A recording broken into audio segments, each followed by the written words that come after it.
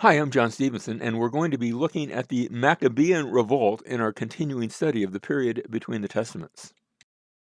We left off last time with Antiochus standing outside the gates of Alexandria. He's about to capture the city when the gates open, and out comes a Roman representative, Popilius, and he comes up to Antiochus and says, Rome wants you out of Egypt, pack up and go home. Well, Antiochus is there with his entire army. Popilius is just there with a couple of other representatives. He's got no army, no navy, there's nothing there. But Antiochus is cowed by this. He has been to Rome, he's seen Rome, and he knows what Rome can do. And so he replies, sort of standoffish at first, I'll think about it. And Popilius has a stick that he's carrying under his arm, and he draws a circle on the sand around Antiochus and says, You can think about it all you want. Give me your answer before you step out of that circle. And Antiochus says, Okay, I'm going. So he departs from Egypt upon these threats from Rome. And meanwhile, back in Jerusalem, a fake rumor, had reached Jerusalem that he had died in Egypt. Now, he hasn't died. He's been embarrassed. He's angry. He wants to take it out on somebody. And suddenly, Jerusalem is in revolt, specifically revolt against both the garrison that he had left, but especially against the high priest, Menelaus. Now, that's the high priest that he had appointed. Now Menelaus is still alive, but he goes into hiding. He locks himself up in a tower and hoping that somebody will come and rescue him. And sure enough, Antiochus is going to come. Either he or his soldiers. I'm not sure if he personally comes in this. But the city now is taken on the Sabbath day when the Jews are resting. They are not working. They're not defending themselves, and Jerusalem falls to the Seleucids very easily. There is a 3-day slaughter where his troops just go through the city, just killing everybody they happen to see. There are survivors, and not everybody in the city is killed, but a lot of people are killed, are slaughtered. Antiochus tears down the fortifications of the temple in particular. It had walls around it that would protect it, and these are now torn down. A new fortress is constructed. It's known as the Acra fortress. Think about that word Acra. That means high up. You go to Corinth, and there's a place called the Acra Corinth. Means the part of Corinth that's way up high, and it is high up over top of the city. Well, this is the Acra fortress, and it's going to be constructed on the city of David, which is the area immediately south of the temple, but it's going to be high enough where it looks down into the temple itself. It will serve as a garrison to control the city. It will be staffed with Seleucid troops, and they can actually shoot at the worshipers. If the Jews misbehave, they come to worship, they can be shot from the Acra fortress. And now Antiochus says, from now on, we're going to have one religion. We're all going to be good Greeks. No more of this worship of Yahweh. So to bring this about, he's going to set up in the temple a system of worshiping in the Greek manner. First Maccabees 1:41 says, And then the king wrote to his whole kingdom that all should be one people, and that all should give up their particular customs. Notice, all the Gentiles accepted the command of the king. They were very likely already on board. What's one more God to them? Many even from Israel gladly adopted his religion. What had happened, they've been having some high priests lately. First Jason, and then Menelaus, who took it even further, that had been encouraging this sort of worship in the temple. And so many, even from Israel, gladly adopted his religion, and they sacrificed to idols and profaned the Sabbath. We continue verse 54. Now on the 15th day of Kislev, in the 145th year, they erected a desolating sacrilege. Another way you could translate that would be an abomination of desolation. And that's actually the way it's worded in the book of Daniel. Now, Daniel's giving it as prophecy. Notice it was on the altar of burnt offering. It was not in the Holy of Holies, because if you put something in the Holy of Holies, nobody would see it, because only the high priest could go into the Holy of Holies. So this is out in public view where everyone is going to see it on the altar of burnt offering. They also built altars in the surrounding towns of Judah and offered incense at the doors of the houses and in the streets. Here's a picture actually of some Greeks that are offering a pig on an altar. That was one of their animals, traditional for a Greek sacrifice. That was considered unclean by the Jews. And so now you're having pigs slaughtered, and not just slaughtered, but then part of the sacrifice is you sacrifice it to the gods, then you eat it, and that was an unclean animal to the Jews. But that is something the Greeks are doing, and they're forcing the Jews to partake. First Maccabees 156, the books of the law that they found, they tore to pieces and burned with fire. Anyone found possessing the book of the covenant, or anyone who adhered to the law, was condemned to death by decree of the king. They kept using violence against Israel, against those who were found a month after month in the town. So it's not just in Jerusalem. This is going to go out throughout the various towns of the kingdom of Judah.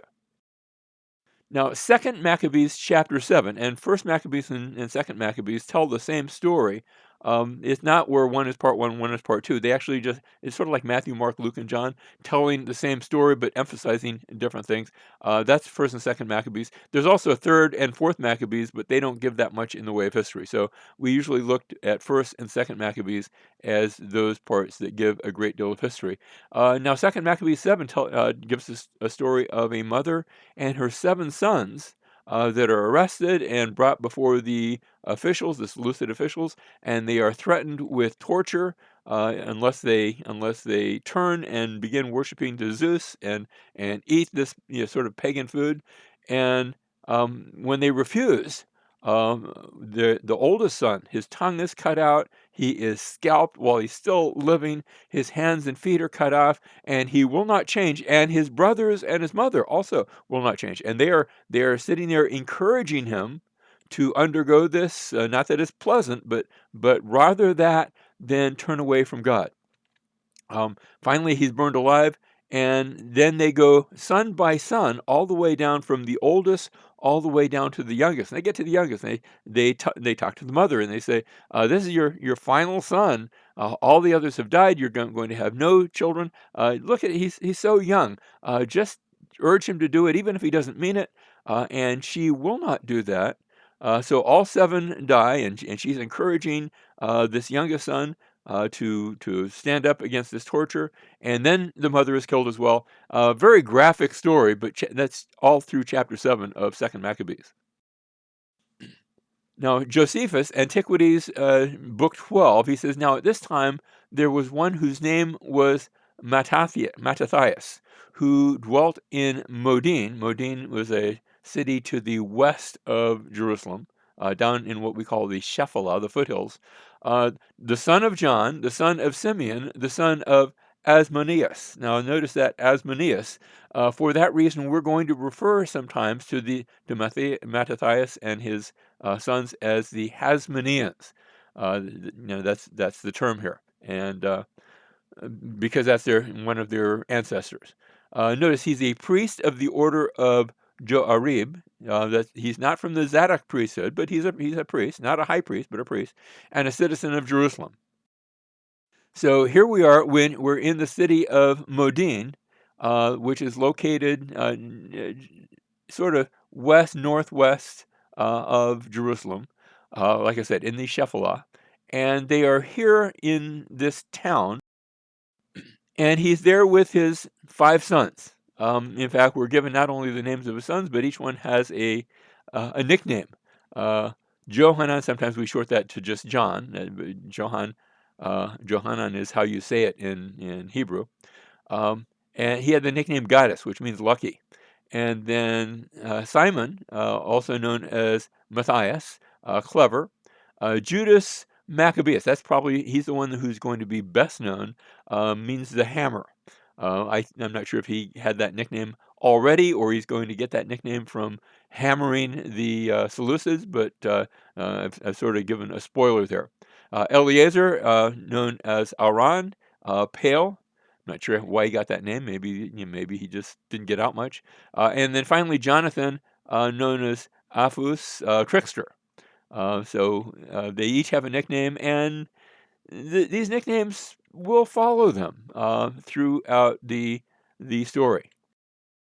Now, Mattathias is in the village with his sons, and a Seleucid force, a number of soldiers come. It's not a big force; they're not invading. They just come in and they build an altar to Zeus, and they gather everyone in the village together. We're all going to come up here, and we're going to worship Zeus. Somebody's got to do the offering, and so here they are in the village of Modin. And who's going to do the sacrifice? Mattathias, you are a priest. You're the obvious choice. And he says, I'm not going to do it. I refuse. And everyone here is going to refuse too. Well, somebody has to do it, or else we're going to start killing people. And so, under threat of death, finally, one of the leading citizens, not Mattathias, but one of the other citizens, Jewish person, says, okay, I'll do it. And he goes to take the sacrificial knife and to kill the pig that would, be the Greek sacrifice. And Mattathias is so infuriated that one of his people would engage in this idolatry. And he stomps over and grabs the knife out of the surprised Jewish person's hand and plunges the knife into the Jewish person who was about to do the sacrifice. And the soldiers rush up to grab him. And when they do, the sacrificer is slain, and his sons jump into the fray, and there is fighting, and it's sort of confusing.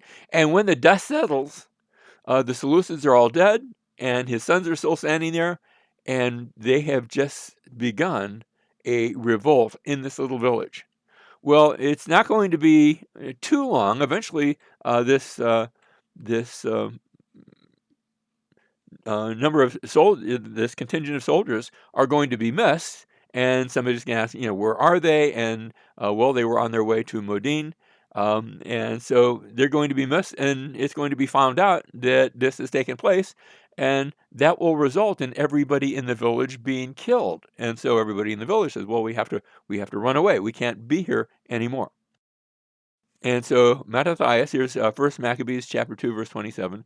Then Mattathias cried out in the town with a loud voice, saying, let everyone who is zealous for the law and supports the covenant come out with me. And notice this is sort of can I call this is an exodus. Then he and his sons fled to the hills and left all that they had in the town. And so they abandoned the town. It's still going to be their town. They will be buried there, but right now they're not going to be staying there. And it was reported, still in 1 Maccabees chapter 2, verse 31, it was reported to the king's officers and to the troops in Jerusalem, the city of David, that those who had rejected the king's command had gone down to the hiding places in the wilderness. Now, this isn't the wilderness like on the other side of the Jordan. This is the wilderness to the north, a little bit to the north of Modin, what we would call the forest of Ephraim. Now, as you're looking at this picture, there's not a lot of forest these days, but there were back then. It was rather rugged terrain, and they're going to find places to hide. Think Robin Hood, with Sherwood Forest. This is the sort of idea that's taking place here. Many pursued them and overtook them. They encamped opposite them and prepared for battle against them. And here we are again.